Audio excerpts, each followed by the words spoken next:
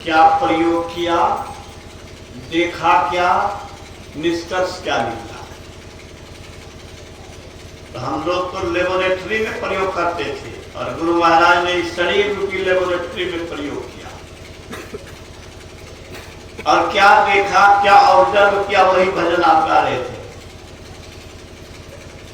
बिंदु चमकी आवे, तारे नजर आवे तो चांद नजर आवे तो सूर्य नजर आवे और ईश्वरीय आवाज सुनाई पड़े और ईश्वर के पास पहुंचावे और सारे दुख को मिटावे और जीव को स्वतंत्र बनावे।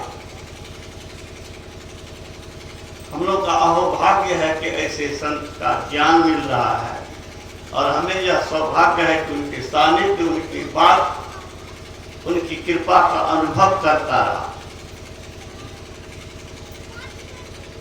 महर्षि में ही पदावली बहुत छोटी पुस्तिका है लेकिन उसमें वेदांत का सार है।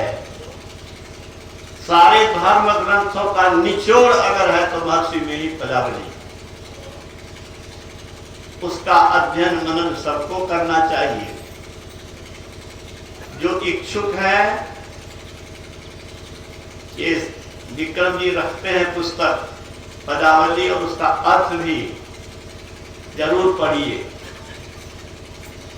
इस शरीर के अंदर जानिए कि काल को भी अपने अधीन करने की क्षमता आप में आ सकती है और गुरु महाराज ने करके दिखाया है।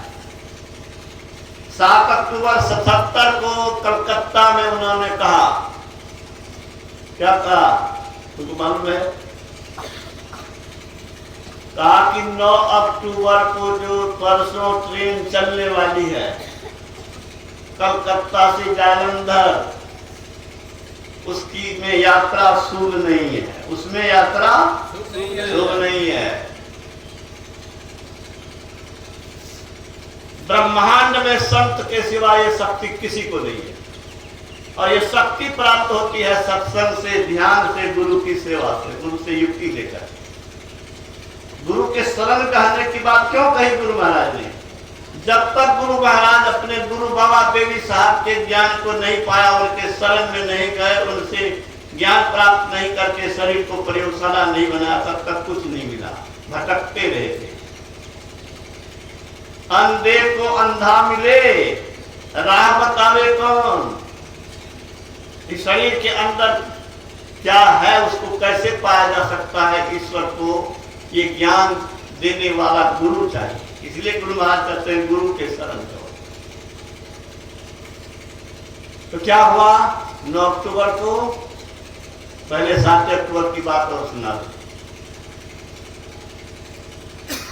संसेवी बाबा ने कहा कि हुजूर बड़ी कठिनाई से ट्रेन में रिजर्वेशन हुआ है, डीलक्स एक्सप्रेस ट्रेन, और जालंधर में लोग प्रतीक्षा में रहेंगे। गुरु महाराज मौन हो गए, वो तो देख ही रहे थे। मैं बराबर कहता हूं कि ब्रह्मांड में कोई शक्ति संत के सिवा किसी को नहीं और सब कोई इस रास्ते पर चढ़ के कभी न कभी शक्ति प्राप्त कर सकते हैं। जितने लोग दीक्षित हैं, जितने लोग भजन कर रहे हैं, 1 जन्म हो, 10 जन्म हो, 50 जन्म हो, लेकिन ये पाएंगे। गीता में इसका वचन है, भगवान कृष्ण ने वरदान दिया है,